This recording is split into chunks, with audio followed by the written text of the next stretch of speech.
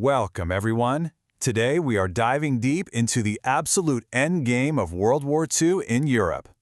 Now, I want you to picture a giant vise, tightening from the south, from the east, and from the west, all closing in on the heart of Nazi Germany. That's the story we're going to unpack, the final, dramatic campaigns that led to the fall of the Third Reich. So here's our game plan. We'll start with those first moves down in Africa and Italy. Then we'll watch as the tide turns in both the East and the West.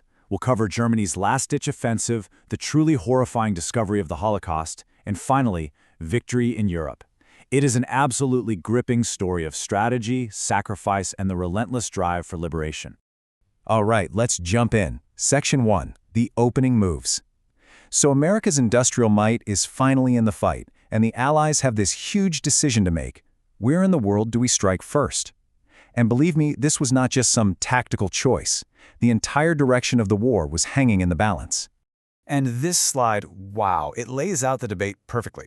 On one side, you've got Britain's Winston Churchill, and he's arguing for a more, let's say, indirect approach. Let's hit North Africa first, he says. Let's test our forces, get the brand new American GIs some real combat experience. But on the other side, you had the Soviet Union's Joseph Stalin, and he is practically screaming for an immediate invasion of France to draw German divisions away from his armies, which were just getting hammered on the Eastern Front.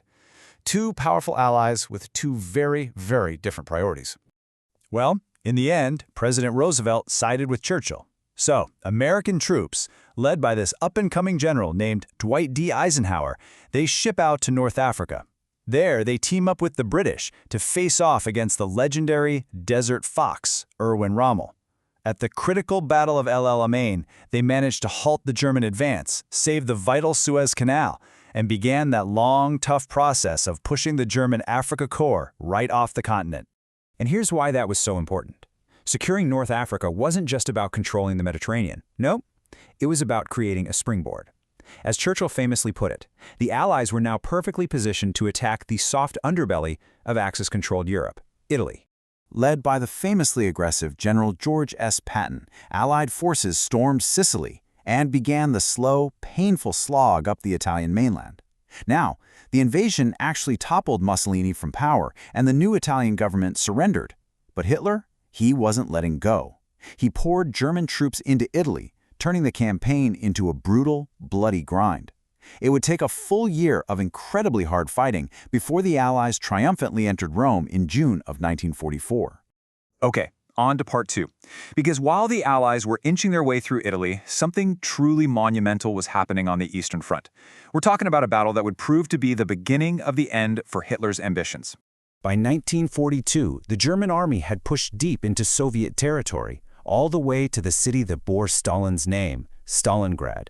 Their advance seemed unstoppable, but then an old enemy of every invader in Russia arrived, the brutal Russian winter, and it would prove more lethal than any army.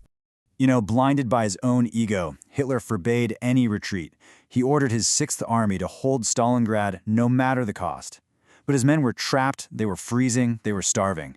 So in a shocking act of defiance against the Führer, the German commander surrendered his entire army. The Soviet victory at Stalingrad was an absolutely earth-shattering turning point. It cost millions of lives, but it proved to the entire world that the seemingly invincible German army could in fact be broken. And you can really see the vise tightening here. From the east, the Soviet Red Army now begins its long, brutal, and relentless march towards Berlin. And in the west, the Allies were finally ready to unleash that second front that Stalin had been demanding for so long. The squeeze was officially on. This was it, the main event, the largest amphibious invasion in human history, Operation Overlord. Under Eisenhower's supreme command, it was an absolute masterpiece of planning. First, an incredibly elaborate deception campaign fooled Hitler into thinking the main attack would come at Calais. Then, under the cover of darkness, paratroopers dropped behind enemy lines to sow chaos and secure bridges. And all of it was just the prelude to the main event, the dawn assault on the beaches of Normandy. Now, D-Day was a success, but it came at a staggering cost in human life.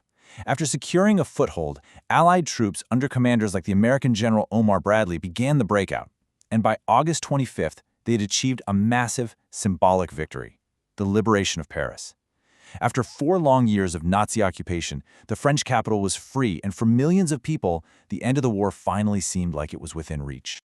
All right, Time for the third act, Germany's last stand. With Allied armies closing in from the south, east, and west, a cornered and increasingly desperate Hitler decided, you know what? He's going to roll the dice one last time, launching a massive surprise counteroffensive. This became known as the Battle of the Bulge. The German assault just crashed into the Allied lines in the Ardennes forest, creating this massive bulge in the front. It was Germany's final desperate gamble, and for a few terrifying weeks, it actually seemed like it might work. But the Allied line, though it was bent, it did not break. By January, the offensive had failed and Germany had completely exhausted its last reserves of men and material. And just as the war in Europe entered its final months, a seismic shift occurred in the Allied leadership. After steering America through the Great Depression and almost all of World War II, President Franklin D. Roosevelt died. And suddenly, a relatively unknown vice president, Harry S. Truman, was thrust into the immense role of commander-in-chief. And here's a quick fun fact about the new president. That S in his name, it didn't actually stand for a specific name. It was a compromise to honor both of his grandfathers. Just a little piece of trivia about the man who would now have to finish the war. Now we have to turn to the darkest chapter of this story. Because as Allied soldiers advanced into Germany from the east and west, they didn't just find enemy soldiers. They stumbled upon something far more sinister: the unbelievable, systematic horror of the Nazi concentration and death camps. And this was not some byproduct of war. As this timeline makes brutally clear, the Holocaust was a deliberate, escalating campaign of hate. It started back in 1935 with the Nuremberg Laws, which stripped German Jews of their citizenship. It escalated to state-sanctioned violence like Kristallnacht in 1938, and it all culminated in the 1942 decision for the final solution, a cold, bureaucratic plan for industrial-scale genocide. A key step in this process was forcing Jewish populations into ghettos, overcrowded, walled-off sections of cities where disease and starvation were rampant. This was a calculated step to isolate, control, and dehumanize people before the final transports to the camps began. And the ultimate aim of what the Nazis so coldly called the final solution was nothing short of genocide, the deliberate, systematic murder of an entire people, simply because of their ethnicity and religion. The final toll? It's staggering. It's almost impossible to comprehend. 6 million. 6 million Jewish men, women, and children were systematically murdered. And the Nazi killing machine didn't stop there. An additional 5 million people were murdered. This included Romani people, homosexuals, people with disabilities, Jehovah's Witnesses, political opponents.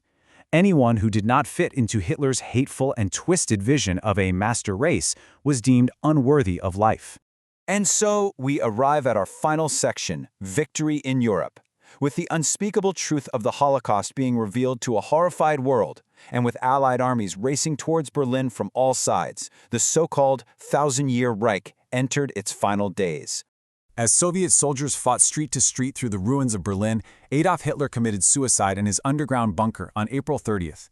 Just over a week later, on May 7, 1945, what was left of the German High Command offered its unconditional surrender. The very next day, May 8th, was celebrated across the world as VE Day, Victory in Europe. But while Europe erupted in celebration, the war was not over. Half a world away, the brutal conflict in the Pacific against Imperial Japan was still raging. And this left the Allies with one final, terrifying question. What would it take and what would it cost to finally end the war for good?